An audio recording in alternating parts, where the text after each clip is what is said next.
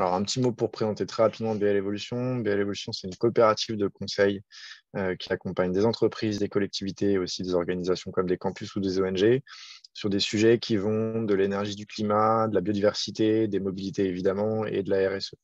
Aujourd'hui, on est une cinquantaine de salariés et on a 3 bureaux à Paris, à Grenoble et à Marseille. Si on vous parle aujourd'hui, c'est plutôt avec notre casquette mobilité, notamment politique cyclable. Là, vous avez un aperçu de l'ensemble des territoires qu'on a accompagnés, hein, donc avec des collectivités de toute taille. Et de plus en plus, on a été sollicité par ces collectivités dans les différents débats de concertation, de comités de pilotage autour notamment de la question des aménagements cyclables sur l'impact environnemental de ces fameux aménagements cyclables. Où effectivement, l'idée originelle est de faire un petit peu plus de vélo et donc a priori un petit peu moins de voitures et donc avec des impacts environnementaux a priori positifs.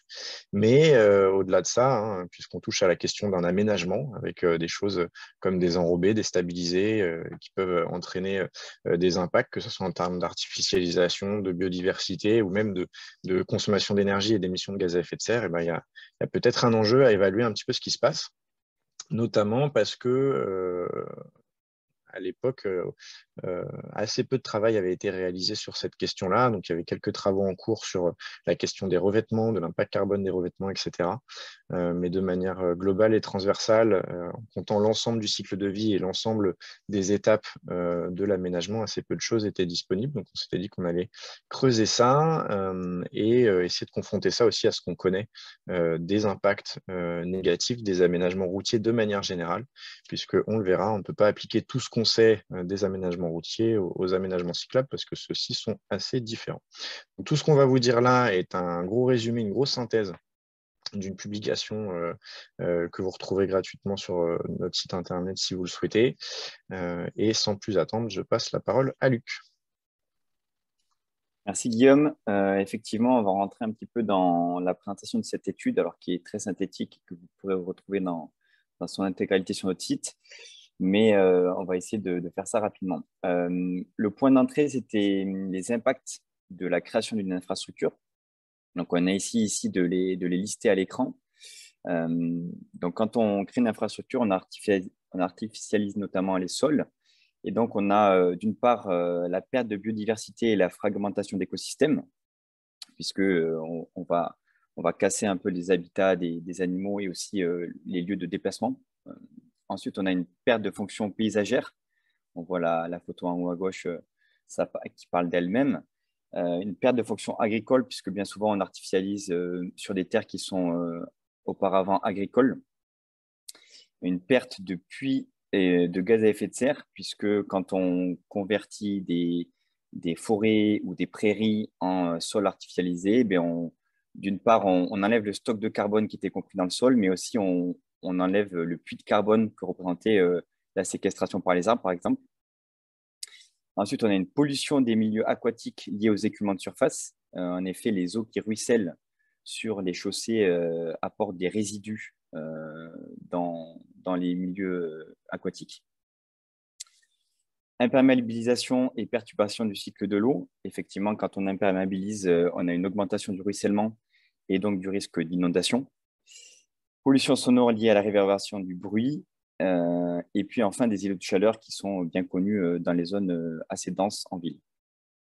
Et donc, ce qu'on a essayé de se questionner, de se poser comme question, c'est de savoir si les infrastructures cyclables qui pouvaient en partie avoir certains de ces impacts négatifs, pouvoir les comparer aussi aux autres types d'infrastructures pour les transports et puis essayer d'analyser tout ça. Donc, on va commencer par le fait que le développement des pratiques cyclables passe nécessairement par le développement d'un réseau d'infrastructures cyclables. Et donc, on a le plan vélo et mobilité active à l'échelle nationale qui a un double objectif, un objectif de 9% de part modale vélo en 2024 et de 12% de part modale vélo en 2030. La part modale vélo étant le nombre de déplacements à effectuer à vélo parmi l'ensemble des déplacements, tout mode confondu, c'est-à-dire voiture, transport en commun, marche, etc. Sachant qu'actuellement, la part modale vélo actuelle est de 2,7% selon la dernière enquête de mobilité des personnes. Et donc, une première question pour vous, à travers un petit quiz qu'on a préparé, c'est pour atteindre cette part modale de 9% par modal vélo de 9%, combien, selon vous, il faut d'infrastructures cyclables et donc combien de kilomètres d'aménagement cyclable il faut avoir pour atteindre cette part modale vélo. Donc, vous avez le quiz qui s'affiche à votre écran et auquel vous pouvez répondre. Donc, est-ce que c'est 10 000 km d'aménagement cyclable? Est-ce que c'est 50 000 km d'aménagement cyclable? Est-ce que c'est 100 000 km d'aménagement cyclable? Ou est-ce que c'est 200 000 km d'aménagement cyclable pour atteindre 9% de part modale vélo en France? Ok, c'est assez partagé. Donc, on a 20% pour 10 000 km, un quart pour 50 000 km, 40%, donc la majorité pour 100 000 km d'aménagement cyclable, et puis une petite minorité, 15% pour 200 000 km d'aménagement cyclable. La bonne réponse, elle s'affiche à l'écran, elle est issue d'une étude de 2020 de l'ADEME, l'impact économique et le potentiel de développement des usages du vélo en France en 2020. Et donc, en fait, ils ont fait une estimation qui est qu'en fait, pour atteindre 9% de part modale vélo, il faut environ 100 000 km d'aménagement cyclable en France, avec aussi des sommes assez importantes à investir, mais ce n'est pas forcément l'objet de ce webinaire. Donc, on va garder ce chiffre en tête là de 100 000 km d'aménagement cyclable. Et puis, vous allez me dire peut-être, OK, c'est très bien d'avoir des aménagements cyclables, mais pourquoi on n'utiliserait pas les routes qui existent déjà? Et effectivement, c'est une bonne question. Et pour savoir si une route peut être utilisée par les vélos, si elle est suffisamment sécurisée, en fait, il y a deux éléments principaux à prendre en compte. Le premier, c'est l'axe vertical. C'est donc le trafic motorisé en nombre de véhicules par jour, donc un peu le volume de trafic sur une route. Et le second, c'est l'axe horizontal, c'est la vitesse des véhicules motorisés. Et donc, en fait, en fonction de là où on se situe sur ce graphique, donc de ces deux axes, trafic motorisé et vitesse motorisée, on peut avoir ou non un partage de la voirie entre les vélos et les véhicules motorisés. Et donc, le partage de la voirie, vous voyez, c'est les zones oranges, c'est plutôt dans les agglomérations avec des vitesses inférieures à 30 km/h et des nombres de véhicules par jour limités également. On voit qu'au-delà, là, toute la partie en vert, c'est des pistes cyclables en site propre, c'est-à-dire qu'on doit séparer les usages physiquement entre les véhicules motorisés et les vélos. Puis à droite, vous avez quelques représentations de ce que c'est une route à faible trafic à gauche et des routes à fort trafic et à fort volume à droite. Donc maintenant, on va rentrer un peu dans les résultats de l'étude, donc sur les impacts environnementaux des aménagements cyclables. Et la première question, donc deuxième et dernier quiz de la matinée, qui va s'afficher à votre écran, c'est selon vous, quelle est la part des aménagements cyclables, donc quelle est la part des aménagements cyclables dans la surface artificialisée pour les transports? Donc on prend toute la surface artificialisée pour les transports en France, donc pour les routes, pour les voies ferrées, etc. Et donc, quelle est la part des aménagements cyclables dans cette surface artificialisée pour les transports en France? Donc, on vous laisse répondre. Est-ce que c'est 0,1% de la surface artificialisée pour les transports qui est pour les aménagements cyclables? Est-ce que c'est 0,5%? Est-ce que c'est 3%? Ou est-ce que c'est 6%?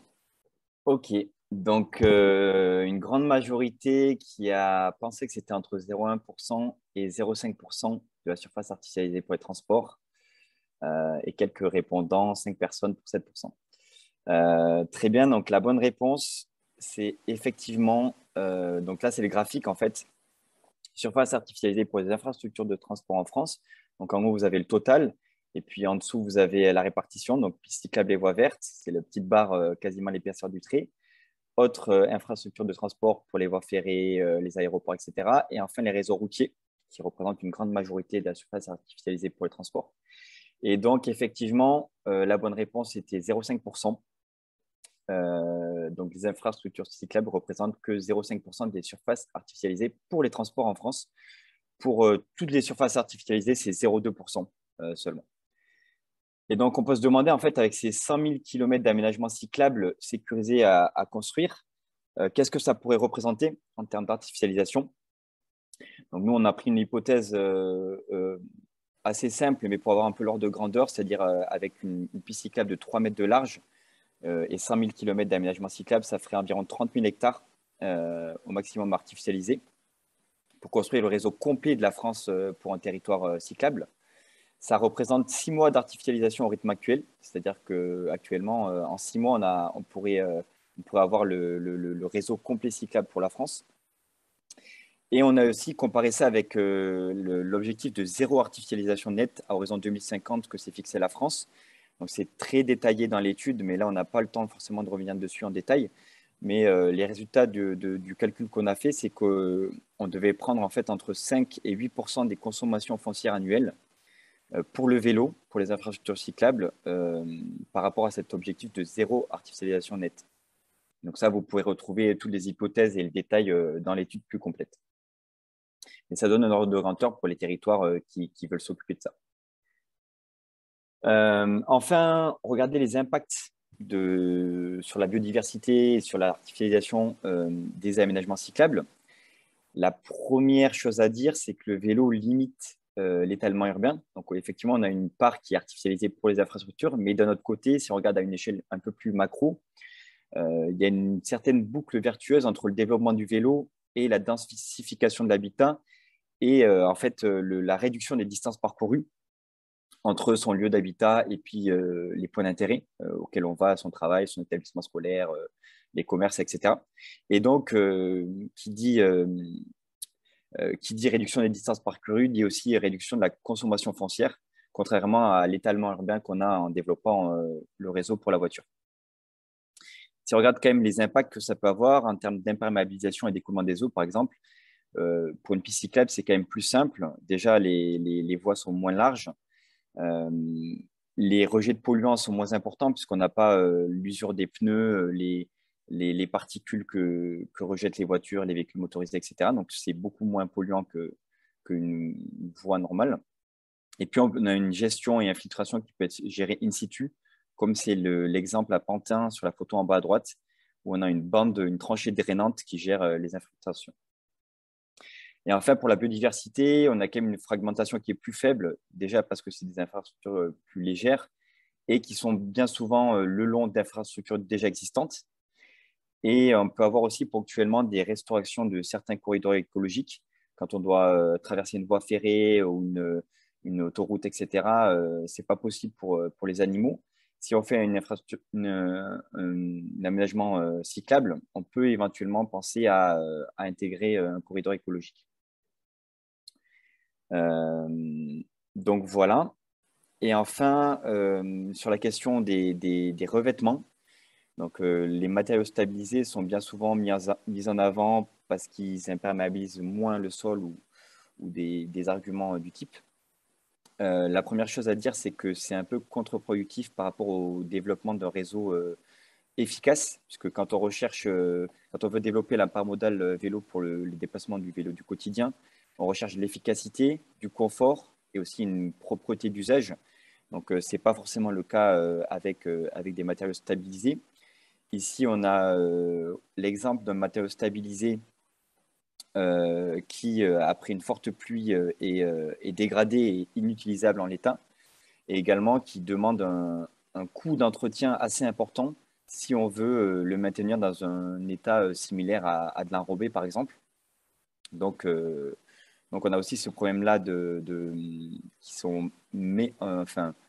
sont difficiles à rentabiliser aussi, puisqu'on a le coût d'entretien qui est bien plus important. Et enfin, si on regarde en termes d'impact carbone, donc d'empreinte carbone, on pourrait croire que le stabilisé est moins important, mais du fait notamment de l'entretien qui est nécessaire, on a ici, vous avez le cadre en orange qui montre les impacts en analyse cycle de vie des matériaux stabilisés, et donc qui sont plus importants, par exemple, que des bétons bitumineux à froid ou à chaud. Voilà, voilà rapidement. Je vais relaisser la main à Guillaume pour présenter la fin de l'étude, notamment sur les questions d'émissions de gaz à effet de serre. Je te redonne la main, Guillaume. Oui. Alors en fait, à partir de ces premiers éléments qui avaient été proposés, notamment par une étude conjointe de Vélo et Territoire et du CEREMA, on s'est intéressé à l'empreinte carbone d'un aménagement cyclable sur l'ensemble des étapes de sa construction, son utilisation, son entretien, et en cycle de vie, c'est-à-dire de sa création à éventuellement son entretien et puis après sa destruction. même si, a priori, dans le cadre d'une infrastructure cyclable, on va assez peu souvent détruire un aménagement. À la limite, on va peut-être l'agrandir à certains moments, etc. Mais ça, c'est d'autres problématiques. Donc, ce que vous voyez à l'écran, c'est le résultat final de l'ensemble des calculs, où, à partir du graphique précédent qui présentait uniquement la question des revêtements, on est venu ajouter l'ensemble des étapes liées à la construction de cet aménagement cyclable. Donc, que ce soit la prise en compte de l'artificialisation des sols, et donc vous avez 3 groupes sur le graphique parce que en fonction de quel type de sol sur quel type de sol on va intervenir et mettre un aménagement cyclable, on n'avait évidemment pas le même impact. Aujourd'hui, dans les faits, la plupart des aménagements cyclables sont faits en bordure de voies, donc sur des espaces qui sont déjà presque artificialisés, ou en zone urbaine qui sont complètement artificialisés. Donc en fait, ce poste lié à l'artificialisation, il est assez faible.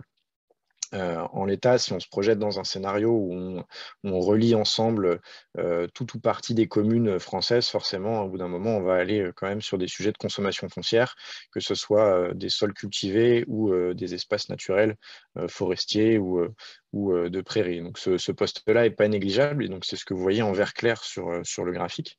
Ensuite, on est venu à ajouter à cela l'aspect structure de voie. Donc, en gros, ce qui va soutenir le revêtement, donc c'est la partie vert foncé sur le graphique, qui est constante, quel que soit le revêtement utilisé. Donc ça, c'est une hypothèse qu'on a faite. Dans les faits, ça peut être un peu différent en fonction de si l'aménagement est partagé ou pas avec des véhicules motorisés, notamment, par exemple, si on a des voies vertes qui sont empruntées ponctuellement par des engins agricoles, éventuellement, ou depuis quelques jours aussi par des riverains. Là, on a des problématiques de structure de voie peut-être un peu plus importantes. Le poste de revêtement, du coup, en bleu, qui va prendre en compte l'impact carbone initial lié à la production de ce revêtement, à l'installation de ce revêtement, mais aussi l'impact carbone lié au renouvellement de ce revêtement. Donc, je ne vais pas détailler toutes les hypothèses qu'on a prises pour chacun des types de revêtements, mais l'idée, c'est de pouvoir garantir pendant 30 ans une qualité d'usage efficace et intéressante pour des usages utilitaires du quotidien, etc. Et donc, avoir un renouvellement, par exemple, de stabiliser régulièrement quand celui-ci est lessivé, abîmé, il présente des nids de poules, etc. De même pour les enrobés, même si du coup le niveau et le nombre d'interventions est plus faible. Et donc, c'est ce qui explique qu'en analyse de cycle de vie, finalement, des enrobés, notamment à froid, sont beaucoup plus intéressants d'un point de vue carbone.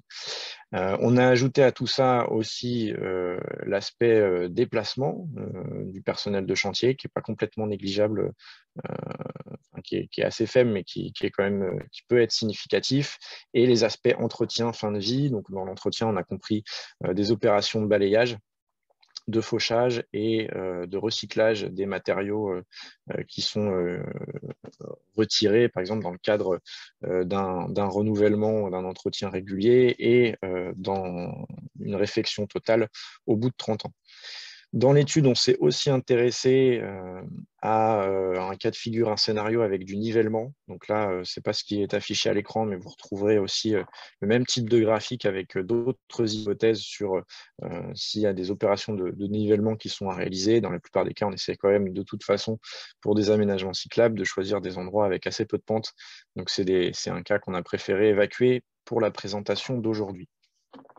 Donc tout ça, c'est se poser la question de, entre guillemets, combien ça coûte d'un point de vue carbone pour réaliser un aménagement cyclable. Ce qui est intéressant, évidemment, c'est de mettre ça au regard de ce qu'on connaît des infrastructures routières de manière générale et du report modal possible par rapport à ces aménagements. Tu peux passer à la diapo suivante.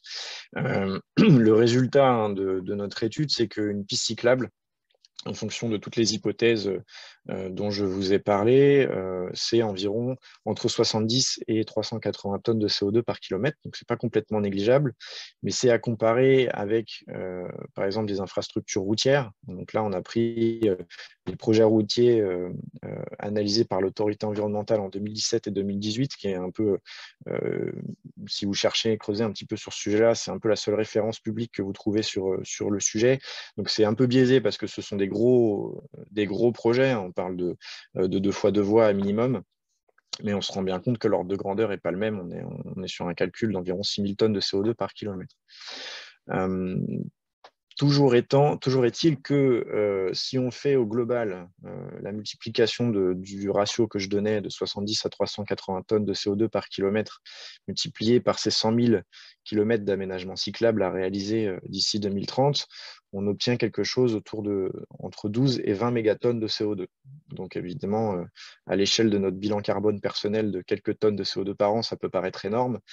Ce qu'il faut bien se rendre compte, c'est qu'à l'échelle des émissions françaises, c'est absolument et quasiment négligeable. Hein. C'est entre 1,5 et 3% d'un budget 1,5 degré, un peu fictif, mais si on voudrait aligner la France sur une trajectoire 1,5 degré, et qu'on alloue une partie de ce budget au transport, en fait, l'aménagement, ce réseau cyclable qui du coup constitue un réseau qui est capable de relier l'ensemble des communes en France, donc de rendre vraiment le vélo efficace et pertinent pour tout ou partie de certains déplacements, on s'aperçoit que comparé à d'autres modes de transport, c'est finalement assez faible.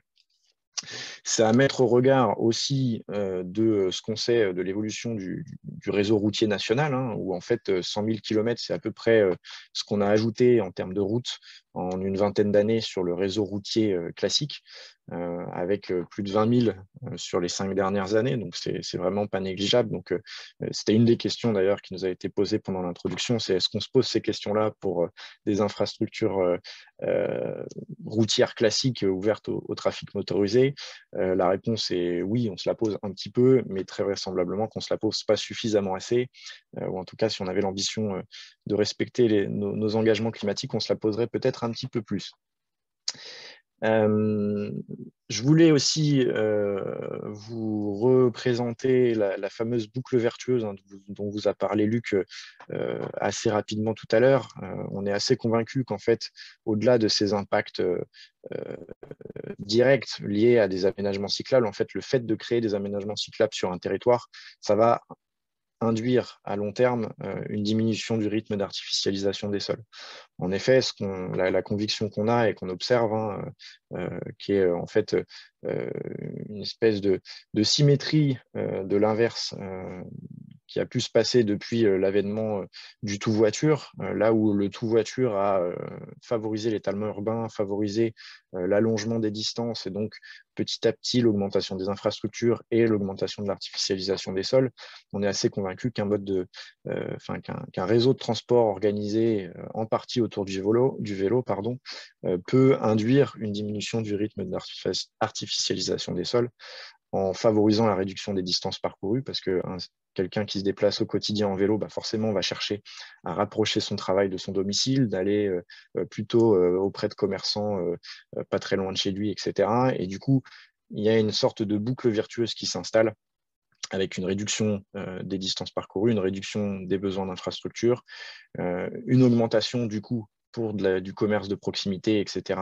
Et donc, tout ça s'auto-entraîne, s'auto-alimente et entraîne une diminution in fine de l'artificialisation des sols, évidemment à long terme, mais c'est ce qu'on a observé avec la logique inverse depuis les années 50 et l'avènement du tout-voiture. Donc, il n'y a pas de raison que le chemin inverse ne soit pas intéressant. Et enfin, pour mettre un petit peu en perspective le coût carbone de ce fameux réseau cyclable, on a fait quelques scénarios de report modal hein, dans l'étude. Donc là, je vous en présente un qui est centré sur le plan national vélo et ces fameux 12% de trajets effectués en vélo en 2030. L'hypothèse centrale qu'on a prise, c'est que le temps dédié au déplacement reste constant.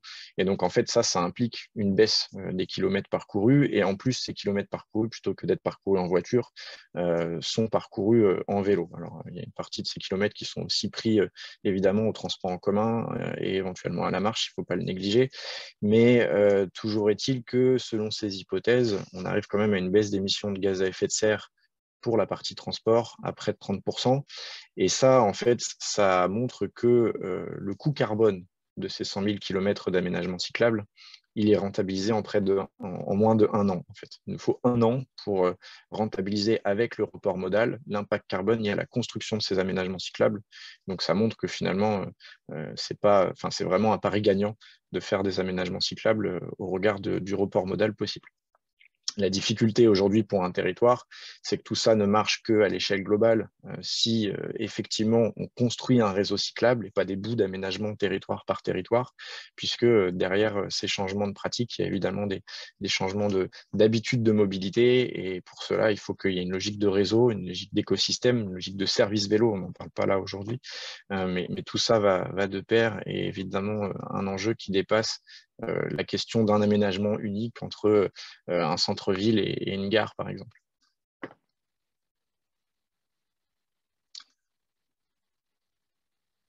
Sans plus attendre, ce qu'on vous propose, on a essayé d'associer à ce webinaire plusieurs collectivités. Comme on a pris un peu au pied levé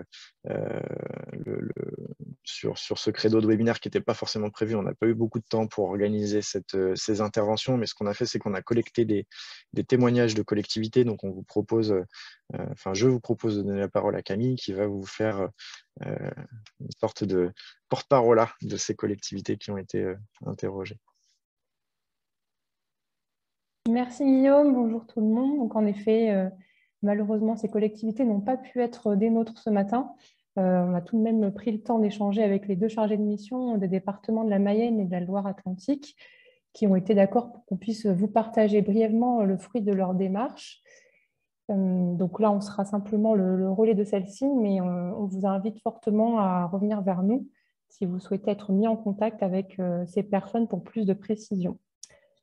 Donc, je vais déjà vous présenter la démarche du département de la Mayenne, donc un département situé en région Pays de la Loire. C'est un département qui est très bien doté en itinéraires cyclables avec un réseau de 130 km d'anciennes voies ferrées réaménagées en voies vertes et qui accueille donc de fortes fréquentations vélo touristique en saison, notamment du fait de la présence de grands itinéraires cyclables que sont les véloroutes nationales. Et comme vous le voyez à l'écran, du nord au sud, on a la vélo française V43 qui traverse le département et au nord, la V40, la vélo CI. On peut passer à la slide suivante. Oui, parfait. Donc, l'aménagement de ces grands itinéraires cyclables a été une véritable aubaine pour le département en termes de développement touristique. Et dans le même temps, cela a suscité un engouement forcément des collectivités pour développer des aménagements cyclables. Donc, ils ont été de plus en plus dynamiques et actifs et en demande finalement de cofinancement et de subventions auprès du département pour aménager des voies cyclables. Face à cet engouement-là, le département s'est posé quelques questions. De plus, au niveau de la région, il y a eu un plan régional des mobilités qui était assez ambitieux. Et puis, le département aussi a été engagé dans une démarche bas carbone. Et c'est dans ce cadre-là qu'il a souhaité mener cette réflexion autour des impacts environnementaux de ces aménagements cyclables. L'idée étant de les mesurer au regard de la fréquentation en vélo qui pourrait en résulter. Et donc, voilà, en résumé, éviter que l'impact carbone de ces aménagements cyclables soit plus important que les émissions de gaz à effet de serre économisées grâce à la réduction de l'usage de la voiture. Donc, je vais vous détailler un petit peu plus après lors des marches. Donc, merci pour la slide. Donc, pour évaluer l'impact carbone des aménagements cyclables, le département de la Mayenne a utilisé l'éco-comparateur SEV, peut-être que vous connaissez déjà, qui est habituellement utilisé pour évaluer des projets d'infrastructures routières et de terrassement. Alors, comme pour l'étude BL Evolution, l'impact a été évalué sur l'ensemble de sa durée de vie à partir de plusieurs facteurs, donc les matériaux utilisés dans la structure des pistes cyclables, l'usage d'engins de travaux. Donc ça, c'est ce que vous voyez sur chaque strate du graphique. Voilà. L'artificialisation des sols et enfin l'entretien de ces aménagements. Le département a estimé une durée de vie des aménagements de 20 ans avec 3 cycles de rénovation, donc sur 60 ans. Et en fonction de celle-ci, ils ont établi 4 scénarios avec différents types de revêtements et d'assises et de supports de ces revêtements, contenant une part plus ou moins importante de ressources issues du recyclage. Donc là, c'est ce que vous voyez à l'écran. On a donc les différents scénarios. Donc scénario standard, scénario 50% recyclé, scénario 100% recyclé et scénario mâche-fer. Donc, dans le premier scénario, par exemple, il s'agit d'un revêtement avec émulsion, gravillon naturel non recyclé et sable naturel et une assise de grave non traitée, tandis que dans le troisième scénario, il propose 100% de granulats recyclés dans le revêtement et dans l'assise. Et enfin, le quatrième scénario utilise une assise en mâche-fer d'incinération, car le département est propriétaire d'une usine de valorisation des déchets. La part de l'impact carbone de l'artificialisation des sols, vous le voyez, elle est importante. Elle est à plus de 50%. Elle représente plus de 50% de l'impact carbone. C'est une donnée qui a surpris le département. Également sur l'impact de la structure de voie, ils s'attendaient à ce que ce soit moins impactant. Et donc, au vu de ces résultats, cela les a confortés dans leur choix de limiter l'emprise foncière des aménagements en fixant leur largeur à 2 mètres, sachant que les recommandations au niveau national sont plutôt, pour une voie verte, on est sur du 3 mètres, voire plus, donc c'est un minimum de 3 mètres. Donc 2 mètres, on est vraiment en dessous. Et bien sûr, il souhaite l'évaluer en fonction de la réalité de fréquentation vélo sur le territoire. Donc, juste pour vous éclairer sur ces 4 scénarios, pour chacun de ces scénarios, la largeur de la piste a été fixée à 2 mètres, puisque vous voyez sur le graphique à droite, vous avez déjà fait la comparaison entre l'impact carbone pour un aménagement d'une piste de 2 mètres et une piste de 3 mètres. Et on était sur voilà, cet impact-là qui a été répercuté dans le scénario standard pour la largeur de 2 mètres. On peut passer du coup aux résultats rapidement. Donc, les résultats obtenus ont orienté la collectivité vers des choix techniques visant à diminuer l'impact carbone des aménagements, à la fois sur la nature du revêtement. Donc, les services du département se sont appuyés sur une étude du CEREMA qui montre que le matériau qui a l'impact carbone le plus faible sur la durée de vie de la piste est l'enrobé à froid. Ils vont donc réaliser un maximum d'aménagements en enrobé à froid. Et ils ont eu le feu vert de la direction des routes qui leur ont confirmé que c'était un type de matériau tout à fait adapté à la pratique du vélo. La praticabilité de ce revêtement en enrobé par rapport à un revêtement en sablé compacté et sa facilité d'entretien ont été des arguments qui ont été très écoutés et qui ont permis la prise de décision des élus. Donc voilà, la balance entre impact carbone et usage finalement de ces revêtements. Sur les haies bocagères aussi, il y aura un travail. Elles seront conservées à minima. Ils prévoient de créer de nouvelles haies bocagères en bordure de leurs nouvelles pistes cyclables, ainsi pour favoriser ainsi la biodiversité, mais aussi le confort d'usage, très important sur ces voies vertes qu'on vient créer, pas forcément ex nihilo, mais en tout cas sur des zones qui sont parfois très peu ombragées. Ça peut permettre justement d'apporter ce confort-là et également la séparation physique avec la chaussée réservée aux véhicules. Sur la question de l'eau, un traitement de la zone entre la piste et la route sera végétalisé. Enfin, la zone entre la piste et la route sera végétalisée pour favoriser l'infiltration des eaux. Et enfin, je l'ai déjà dit précédemment, mais donc ils vont fixer une largeur de voie minimum conseillée, voire conseillée tout court à 2 mètres, sachant que voilà, ils estiment que c'est un élément important dans l'impact carbone de leurs aménagements. Et ils ont également fait un calcul d'un seuil de référence de fréquentation minimale pour neutraliser l'impact carbone de l'aménagement en prenant en compte le report modal de la voiture vers le vélo. Et ce seuil, vous le voyez à l'écran, il est finalement de 36 utilisateurs par jour en moyenne pour une piste de 3 mètres et il est ramené à 25 utilisateurs pour une piste de 2 mètres.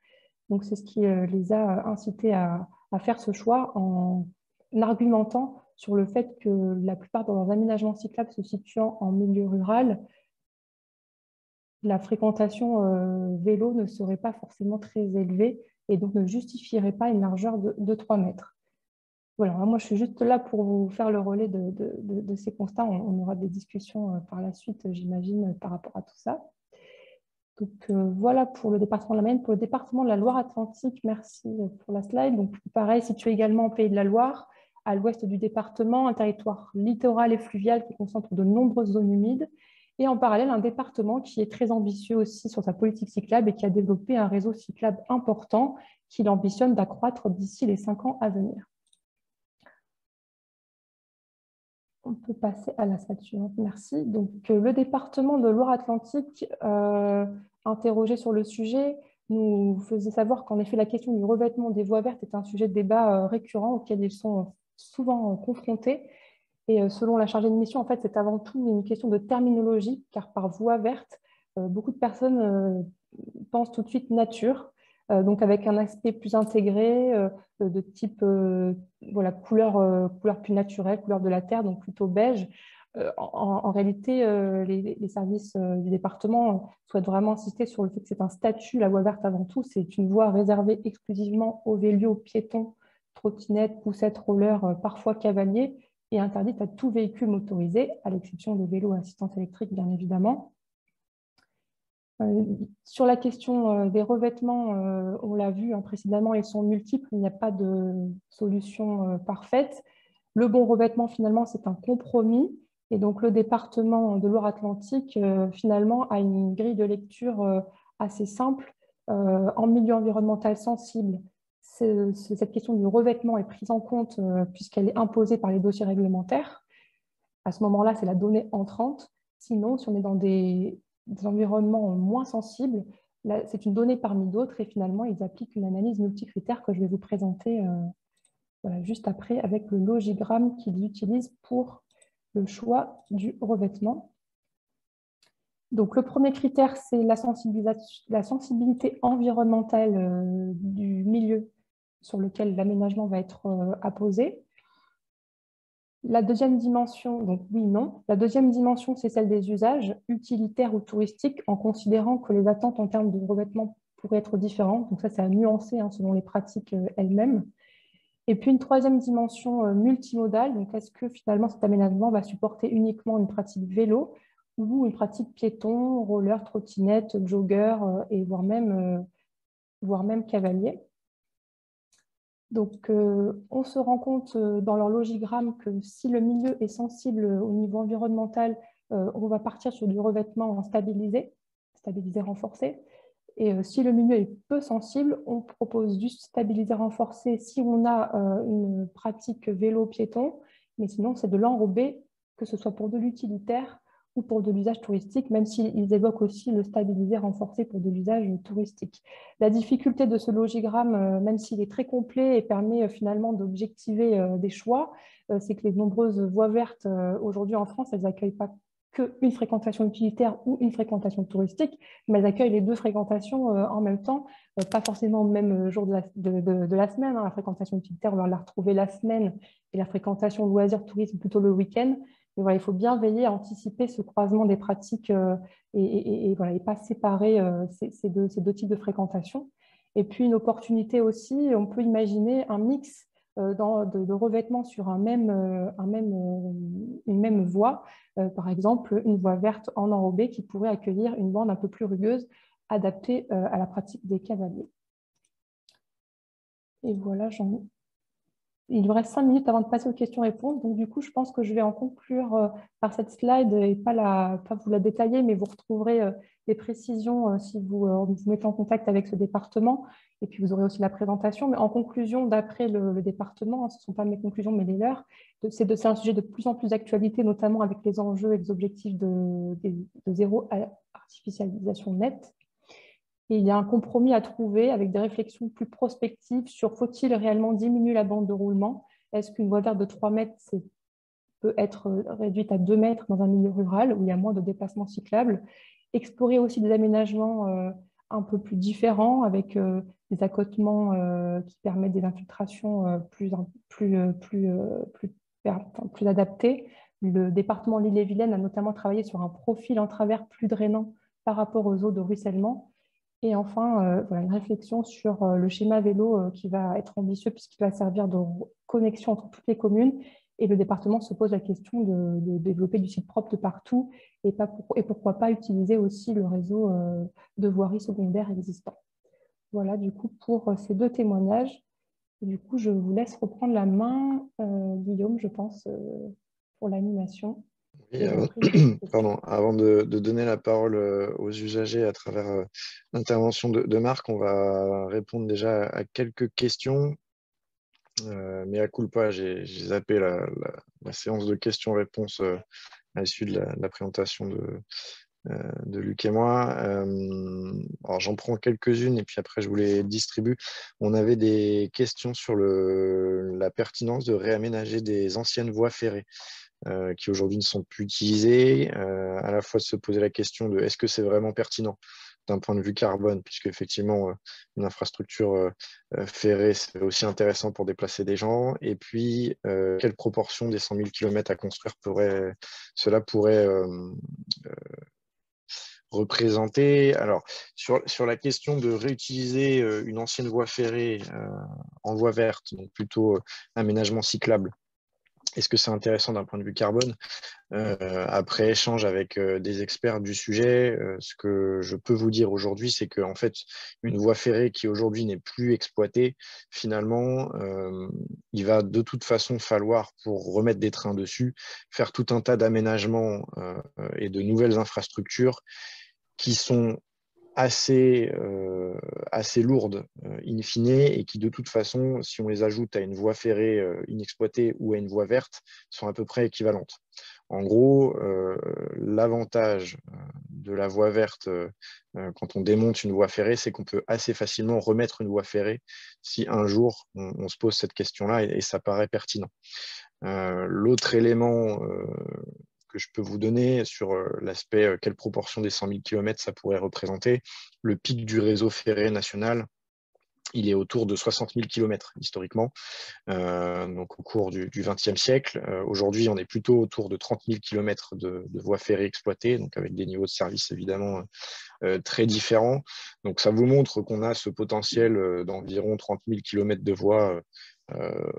Voilà, ça reste un potentiel. Par contre, dans les faits, pour l'observer à l'échelle très locale sur plusieurs territoires qu'on a accompagnés, en fait, il faut surtout se poser la question des usages, de où est-ce qu'est positionnée cette voie ferrée, est-ce qu'elle répond à une problématique de déplacement intéressante, est-ce qu'on a des connexions aussi pour entrer et sortir de cette voie à partir du réseau routier ou à partir du réseau d'infrastructures cyclables existants. Tout ça, ce n'est pas toujours le cas. Donc, on ne peut pas se dire qu'on va facilement convertir les 30 000 km de voies ferrées inexploitées en voies vertes et que c'est pertinent. Il y a d'autres questions à se poser avant ça, mais ça montre quand même un potentiel certain. On a quand même commencé à faire une bonne partie de ce travail-là. Les gros potentiels ont déjà commencé à être exploités, mais ça pourrait être intéressant effectivement de creuser cette question-là à l'échelle nationale. Ensuite, j'avais une question peut-être fléchée pour Luc, parce que je crois que tu avais les yeux dans ces chiffres-là il y a quelques jours, sur les 100 000 km d'infrastructures cyclables qui sont un objectif. Où est-ce qu'on en est aujourd'hui? Quel type d'aménagement est à réaliser et quelle longueur ça peut représenter?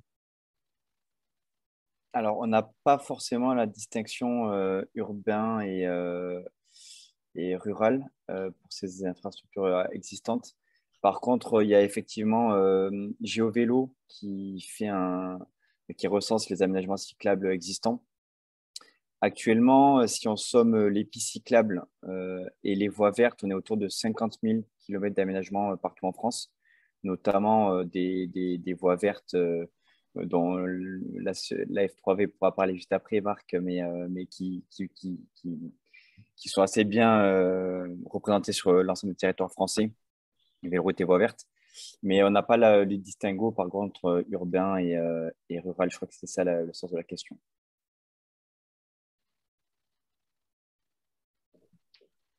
Ensuite, on a potentiellement une question pour Camille, qui est peut-être question un peu provocante. Est-ce que le département de la Mayenne a prévu de réduire aussi la largeur des voies automobiles? Bon, je ne sais pas si ça amène une réponse, pardon. Ensuite, sur les autres questions, le vélo étant moins rapide que la voiture, hors usage urbain, l'usager est tenté de réduire ses distances à terme pour maîtriser son budget temps. Ok, mais l'effet semble loin d'être immédiat. On est sur du changement de comportement, du temps long, des déménagements par exemple. Comment les économies de CO2 s'inscrivent-elles dans ce temps-là? Alors effectivement, ce n'est pas un sujet qu'on a creusé avec précision. quand on fait ces calculs-là, bon, de toute façon, l'objectif que je vous donnais, il était d'ici 2030. Donc, il y a ce temps-là qui peut se mettre en œuvre. Évidemment, peut-être qu'on ira un petit peu moins vite. Mais l'idée, c'est aussi de se dire que les infrastructures qu'on construit aujourd'hui, elles ont une durée de vie de plus de 30 ans. Et donc, en fait, 30 ans, ça y est, c'est une période sur laquelle les changements de comportement peuvent se mettre en place. La problématique, c'est qu'il faut prendre la décision de cette infrastructure aujourd'hui pour que derrière, on ait suffisamment de temps pour laisser tout ça, tous ces changements de mobilité se mettre en œuvre. Sur les autres questions, j'ai le sentiment que ça va. Il y avait peut-être la première question, Guillaume, qui était intéressante aussi. Le transport à vélo est très fortement lié à la météo et au type d'activité transportée par ce moyen. Cet état de fait ne limite-t-il pas de façon irrémédiable l'évolution de ce type de transport? Les 5000 km de pistes cyclables seront-ils réellement utilisés par la population? Est-ce qu'on peut apporter quelques éléments de réponse par rapport à ça? Déjà, quand on fait des enquêtes, que ce soit dans les collectivités qu'on accompagne ou à l'échelle française, il y a des enquêtes qui existent également. Les principaux freins à l'utilisation du vélo, ce n'est pas la météo ou les choses qu'on peut transporter à vélo, c'est vraiment le manque de sécurité, donc d'infrastructures sécurisées et également le manque de stationnement sécurisé. C'est vraiment les deux freins principaux qui ressortent loin devant tous les autres quand on parle du développement de la pratique du vélo. Et si on regarde aussi un petit peu du côté des pays nordiques qui ont des parts modales vélo autour de 25%, 30% pour le Danemark, 10-12% pour l'Allemagne, plus en Suède aussi, dans les Pays-Bas également, une part modale importante. Ils n'ont pas forcément des météos plus clémentes qu'en France. Donc ça, c'est un petit peu l'argument derrière lequel on peut se cacher enfin voilà, c'est pas un argument vraiment valable. Il faut savoir s'équiper et avoir des infrastructures sécurisées dans un premier temps. Et ensuite, ce qu'on voit aussi, c'est que la dynamique de développement du vélo est assez importante, que ce soit en milieu rural, urbain ou périurbain. Depuis 2019, on a une augmentation assez importante de la pratique du vélo.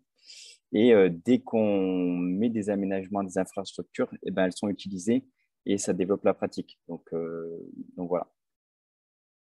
Et pour compléter, je vous renvoie aussi à une autre publication de notre part qui s'appelle La France à 20 minutes de vélo, qui montre que grosso modo, on a près de 80% de nos déplacements du quotidien qui pourraient être réalisés à vélo du fait que les motifs de déplacement, les infrastructures, les points générateurs de déplacement se situent à moins de 20 minutes à vélo de nos domiciles. Alors dans les faits, c'est pas vrai parce que on n'a pas forcément, par exemple, le travail le plus proche de chez soi. Il y a des problématiques de mobilité professionnelle ou de déménagement qui sont importantes. On n'est pas forcément inscrit dans le lycée le plus proche de chez soi parce qu'on suit une formation un peu particulière, etc.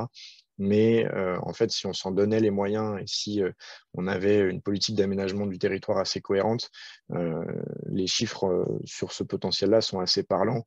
Et donc, même si on ne va pas atteindre 80% de part modale, et c'est certainement pas le plus efficient, en tout cas de part modale vélo, on peut assez facilement imaginer 12, voire beaucoup plus, voire 20-30% de part modale vélo, y compris sur des territoires ruraux. Et ça se voit aussi dans les chiffres, les derniers chiffres de l'enquête mobilité des personnes, où en fait on a une part des déplacements qui sont très courts, qui sont encore réalisés en voiture, donc avec des enjeux de report modal importants aussi pour ces déplacements courts.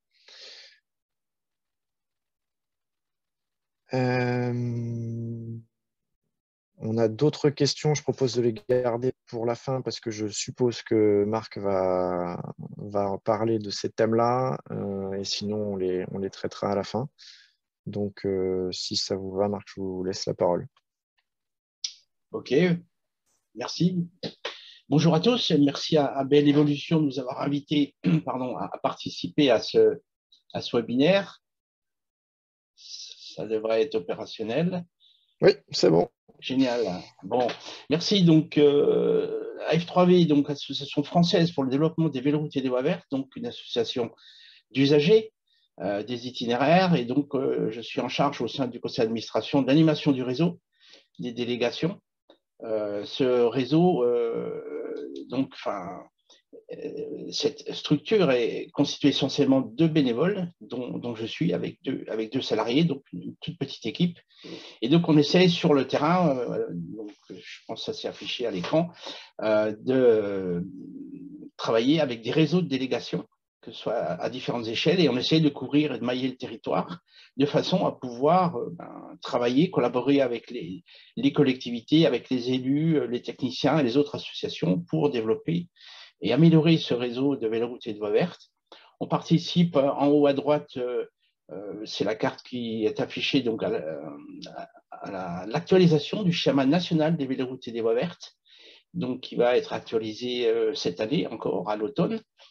Bien sûr, grâce à notre réseau d'usagers, via un site internet dédié, on alimente une carte interactive sur les itinéraires et je vous invite à y aller, qui va vous décrire précisément les itinéraires aménagés, les types d'aménagement, les types de revêtements. Il y a également des fiches descriptives, des photos et bien entendu des commentaires d'usagers qui sont pour nous très, très importants à prendre en compte et à faire remonter auprès de nos interlocuteurs. Et en particulier, sinon, on a mis en œuvre depuis quelques années, et on va le développer, j'espère, à grande échelle cette année, un label qui s'appelle le label 3V Belle Voie, de façon à communiquer, à promouvoir sur les réalisations qui nous semblent vraiment intéressantes en matière de qualité à la fois de l'infrastructure, en matière de sécurité et puis en matière d'attractivité. Voilà, donc c'est un travail important qu'on fait sur le terrain en sillonnant les itinéraires. Alors, je parlais des témoignages qui sont remontés par les usagers. On a fait un travail un peu d'analyse de ces témoignages et parmi les thèmes qui reviennent régulièrement, c'est la question du revêtement qui vient en tête derrière le paysage, la signalisation. Donc, ça montre effectivement l'importance de cet item revêtement dans la qualité des aménagements cyclables. Alors, ce qui est important aussi, c'est quand on parle d'impact environnemental des aménagements, il faut bien savoir de quoi on parle.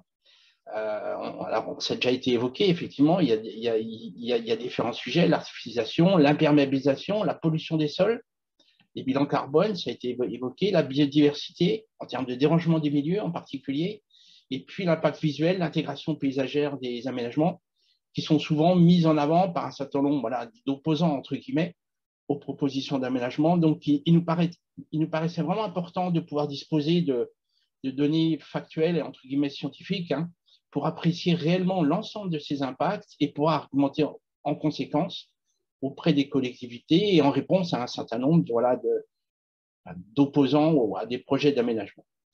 Donc, on a fait un travail sous l'égide de Julien Dubois, que je salue au passage, ancien président de la F3V et toujours vice-président, donc avec France Nature Environnement, avec la commission transport, plus précisément de France Nature Environnement. On a fait un travail pour essayer de dégager une position commune de façon à concilier, on va dire, globalement la lutte contre le réchauffement climatique et la préservation de la biodiversité.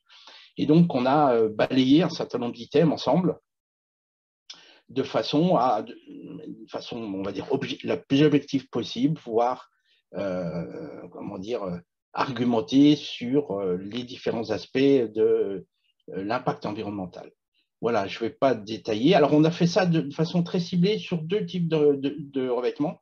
Le stabilisé et renforcé, c'est de comparer leurs qualités respectives.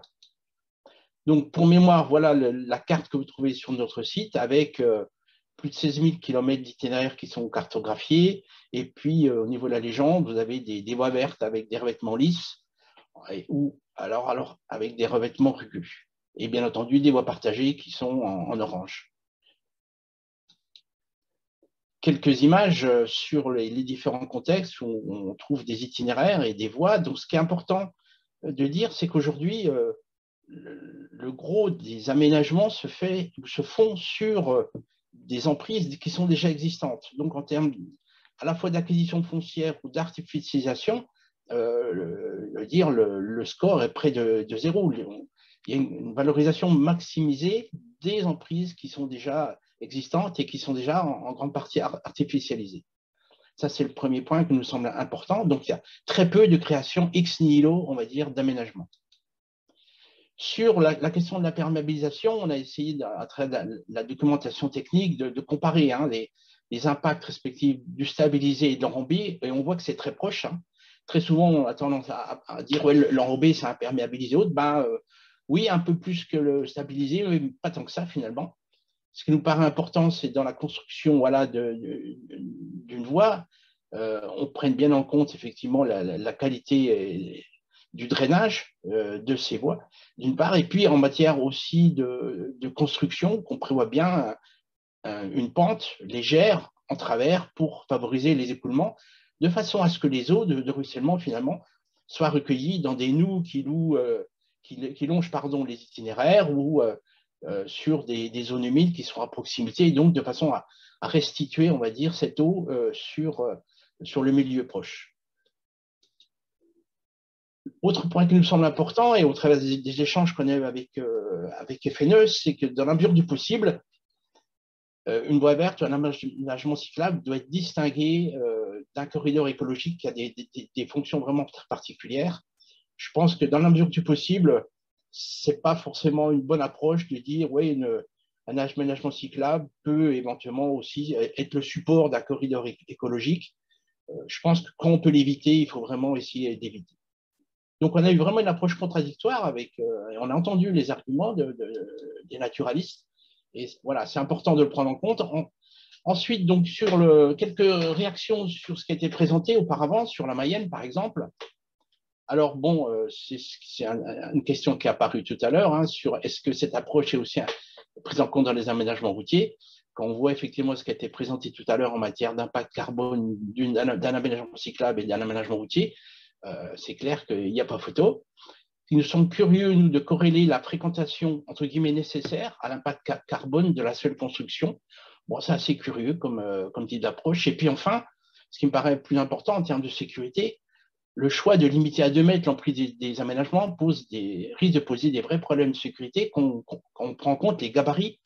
Alors là, on prend le gabarit sur l'image que vous avez présentée d'un seul cycliste, hein, qui est gabarit dynamique, donc en mouvement, qui est d'1 mètre. Mais quand on y rajoute, alors éventuellement des sacoches, hein, pour des touristes, ça augmente tout de suite davantage. Et quand il y a d'autres types d'usages, je prends en compte par exemple des rollers, des personnes avec des remorques, il y a de plus en plus de familles avec des enfants qui se déplacent. Là, ça nous paraît vraiment très très limite de prendre en compte ou de limiter l'emprise aux 2 mètres. Ça peut être important quand très ponctuellement, il y a une emprise qui est vraiment très restreinte et qu'on ne peut pas faire autrement, mais de généraliser cette approche nous paraît quand même très dommageable, d'autant qu'on souhaite, et ça a été évoqué, développer quand même fortement la pratique, y compris en milieu rural. Et voilà, donc ça nous semble assez contre-productif comme principe d'aménagement. Sur la Loire-Atlantique, donc on est assez d'accord hein, sur l'approche globale hein, à partir d'un certain nombre de critères. Par contre, quand effectivement il traite des types de revêtements suivant la sensibilité des milieux, là on n'est plus forcément d'accord parce qu'aujourd'hui on a mis en évidence que notamment l'enrobé en termes de relargage dans l'environnement et de pollution de l'eau, eh ben, il est très en dessous des seuils, hein, d'après les études qui ont été faites. Par contre, le stabilisé, qui est souvent additionné de ciment, hein, de façon à le rendre plus compact, bah, il contient un certain nombre de métaux lourds qui, là, pour le coup, peuvent être vraiment dommageables pour l'environnement. Donc, il nous paraît important, à travers nos travaux respectifs, d'apporter ces éléments à la connaissance, effectivement, des aménageurs, de façon à ce qu'en connaissance de cause, ils puissent, effectivement, faire des choix judicieux d'aménagement. Voilà quelques images de différents contextes, hein, que ce soit le long de voies d'eau ou alors dans des contextes plus ruraux. Donc, on parlait de fréquentation. Ce qui est important aujourd'hui, c'est de dire qu'effectivement, d'après les enquêtes de fréquentation hein, qui sont éditées régulièrement par notamment Vélo et Territoire, sur la base de compteurs, on met bien en évidence que les pratiques sont importantes, mais également la pratique utilitaire, et y compris sur les voies vertes. Les voies vertes, ce n'est pas juste pour la balade, le loisir ou le tourisme. Les voies vertes, notamment à proximité d'agglomération, sont des vecteurs importants de déplacement. et ce, d'autant qu'il y a des réseaux express qui sont en train d'être aménagés sur les agglomérations, et les voies vertes font partie intégrante de ces réseaux. Et on voit que suivant effectivement la semaine ou les week-ends, les pics de fréquentation sont un peu décalés, mais sont assez similaires en termes de volume. L'autre aspect sont des enquêtes qui ont été faites auprès d'un certain nombre d'usagers sur les préférences pour les revêtements en fonction du mode de déplacement. On voit qu'il y a un plébiscite, on va dire, des revêtements on va dire, pérennes, roulants, d'une part. Et d'autre part, ce qui est important, c'est qu'en termes de volume de fréquentation, il a été mis en évidence que, suivant le choix du revêtement, les volumes de fréquentation seraient vraiment très soit pénalisés dans le cadre du stabilisé et à contrario, si c'est de l'enrobé, pourront être nettement plus importants. Et ce, pour l'ensemble des usagers, on parle vélo, mais n'oublions pas qu'il y a énormément de personnes à mobilité réduite qui sont là, il y a des rollers également, donc il faut prendre en compte l'ensemble des usages quand on parle de fréquentation sur les itinéraires. Donc, ce qu'on peut dire un peu en conclusion de la démarche qu'on a avec France Nature Environnement, c'est que ça nous a permis de disposer d'éléments plus factuels pour argumenter en faveur de la réalisation d'aménagements cyclables pérennes avec des revêtements de qualité pour tous. Ce qui nous paraît important aussi, c'est de pouvoir mettre ces éléments à disposition des maîtres d'ouvrage pour les inciter à faire les bons choix. On a notamment accompagné le département du Nord qui a réhabilité une ancienne voie verte et qui s'est heurté à une contestation importante d'un certain nombre d'associations ou de riverains de par les choix. Et donc, les éléments sur lesquels on avait travaillé ont permis aux maîtres d'ouvrage aussi d'argumenter et de justifier. Voilà.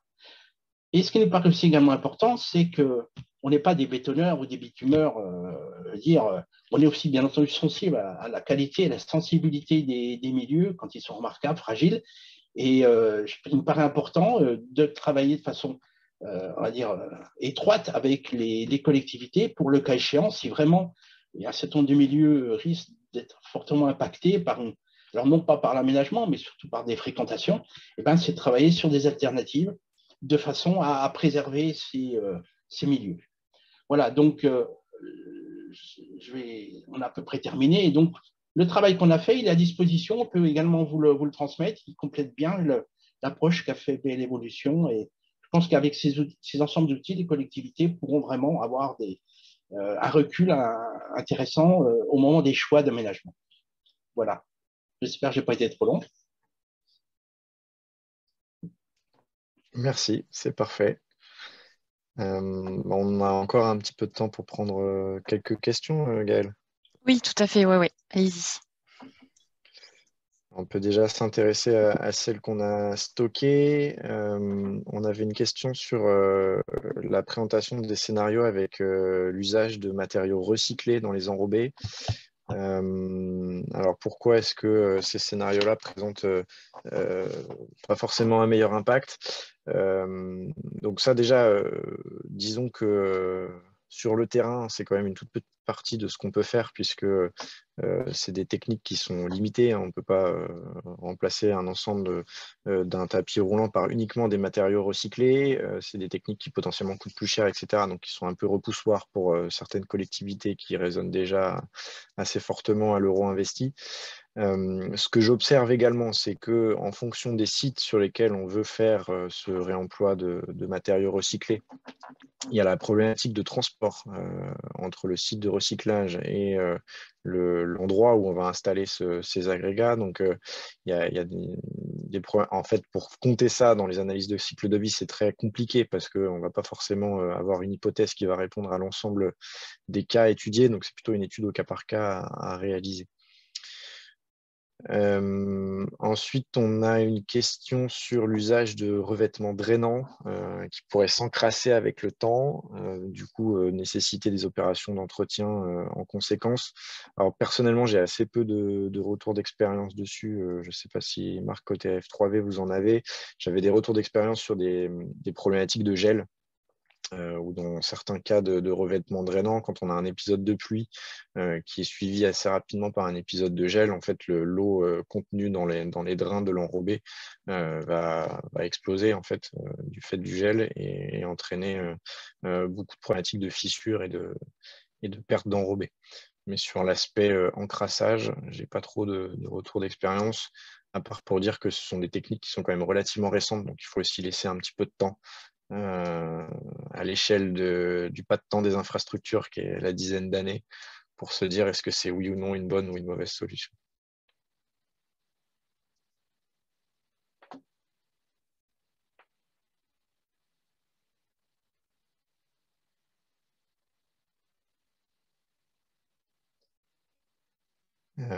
Est-ce qu'on a testé l'emploi de pavés béton munis d'ergots d'emboîtement? Alors ça, je sais que ça se fait pas mal dans certains pays nordiques, notamment en zone urbaine. Ça a un intérêt assez fort, notamment quand l'aménagement cyclable est au-dessus de réseaux enterrés. Ça permet assez facilement en fait de déboîter quelques pavés et de pouvoir intervenir sans forcément tout défoncer au marteau-piqueur. En zone rurale, je pense que l'intérêt est un petit peu plus limité. Ce que je peux vous dire d'un point de vue carbone, c'est que le béton, c'est à peu près le pire matériau qu'on peut imaginer. Donc, à éviter au maximum en dehors de ces cas d'usage où c'est intéressant d'un point de vue entretien des réseaux. Sur l'aspect qualité d'usage et qualité du revêtement, j'ai pas forcément, moi, beaucoup de retours d'expérience là-dessus. J'ai le sentiment qu'il faut que ça soit quand même assez bien fait dans un milieu qui ne bouge pas trop d'un point de vue structure de sol, parce que sinon ça va vite se transformer en chemin VTT cette affaire. Marc, je vous laisse compléter si vous avez des commentaires. Non, non, effectivement, je confirme qu'on le rencontre assez souvent dans les pays nordiques, notamment en secteur rural aussi, sur des zones, par exemple, des zones qui sont un peu sableuses. Ça peut effectivement être intéressant. Après, effectivement, bon, ça c'est l'aspect utilisateur. Après, en amont, effectivement, il y a tout l'aspect production et bilan carbone qui n'est pas forcément le plus favorable. Mais voilà, ça peut être un élément de réponse vraiment dans des contextes très, très particuliers, quoi.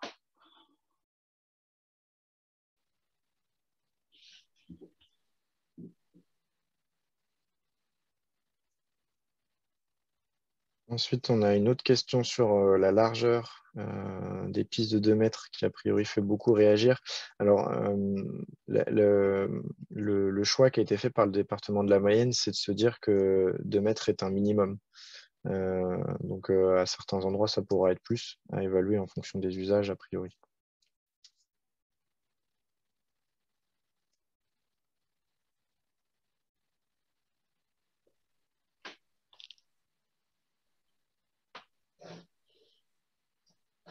Peut-être pour compléter, Guillaume, sur le département de la Mayenne, le département va équiper tout nouvel aménagement cyclable de boucles électromagnétiques permettant justement d'évaluer la fréquentation et du coup de justifier de l'investissement. Donc voilà, mais ça pose quand même la question de la fréquentation actuelle vs fréquentation potentielle.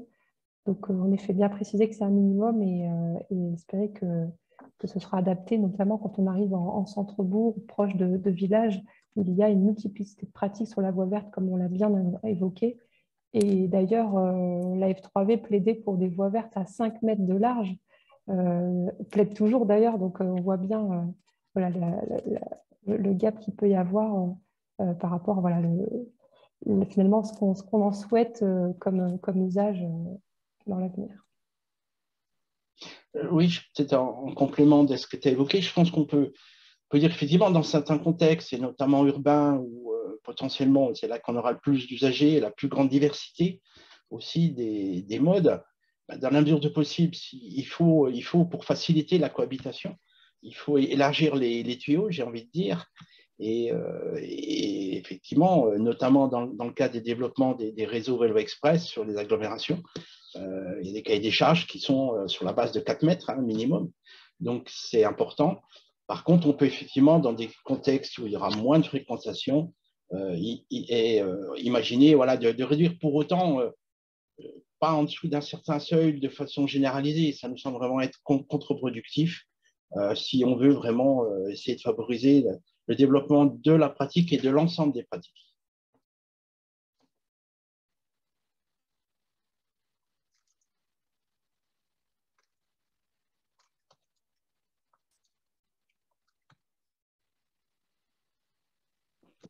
Il y a une question également sur quel pourcentage de pistes cyclables se réalise par peinture des voies motorisées existantes. Alors, une piste cyclable, par définition, ça va être plutôt ce qu'on va appeler une bande cyclable. Donc, c'est bien à distinguer puisqu'il n'y a pas de séparation physique, seulement un coup de peinture, comme vous le dites. Donc, c'est beaucoup moins sécurisant qu'une piste cyclable en site propre séparé. Et c'est le graphe en fait qu'on a montré tout à l'heure qui prend en compte à la fois la vitesse des véhicules motorisés et le nombre de véhicules motorisés par jour. Et en fonction de là où on se situe, on peut avoir éventuellement un partage avec des aménagements moins importants et aussi moins coûteux. Et un partage de la voirie, mais ça c'est plutôt en agglomération et sur des vitesses qui sont vraiment limitées. Dès qu'on va avoir des vitesses au-delà de 70-80 km par heure, on va avoir nécessairement une séparation physique et donc plutôt des pistes cyclables en site propre. Donc, ce n'est pas de la peinture sur des routes existantes.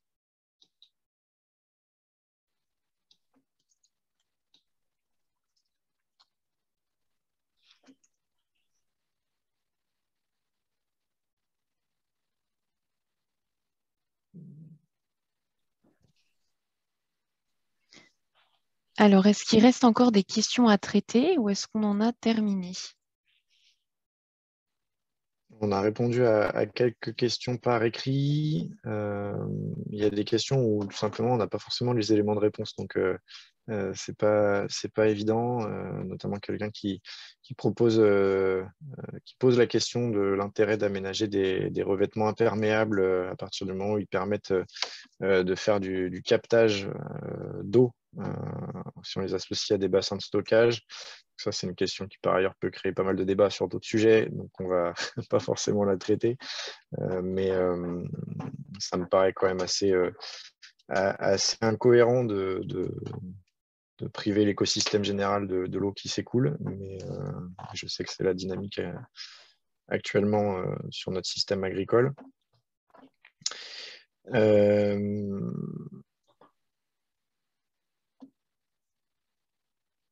On a une question sur la prise en compte des boucles de comptage dans l'analyse de cycle de vie des aménagements, que ce soit l'installation et l'apport énergétique de ces boîtiers. Alors, ce n'est pas pris en compte. A priori, c'est complètement marginal par rapport au coût de l'infrastructure initiale. Et concernant l'éclairage des voies vertes, je pense que c'est un petit peu pareil dans la mesure où aujourd'hui la dynamique est quand même de limiter au maximum l'éclairage dès qu'on s'éloigne des zones urbaines. Alors avec des problématiques ponctuelles de tunnels, etc., mais qui encore une fois, au regard des consommations de quelques LED, vont être absolument négligeables par rapport au coût énergétique de la construction du tunnel en question. Donc, sans avoir fait le calcul, je peux m'engager sur le fait que c'est assez négligeable.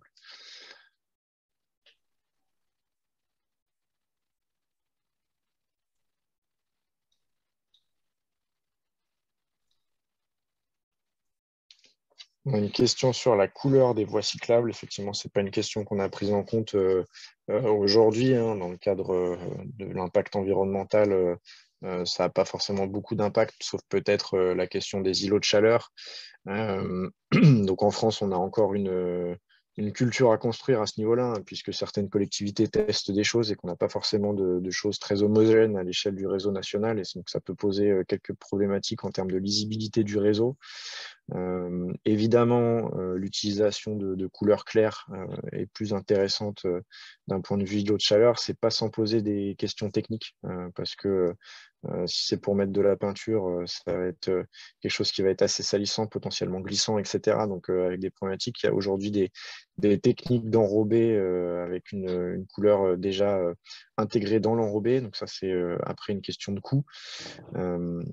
Donc voilà, c'est après des choix qui sont à réaliser. En zone urbaine, vous avez en plus des problématiques patrimoniales et architecturales qui font que, par exemple, à Paris, un aménagement cyclable, c'est quelque chose de gris, parce que il y a quelqu'un qui s'appelle l'architecte bâtiment de France qui va vous dire qu'il faut que ça soit gris comme l'ensemble du mobilier urbain parisien.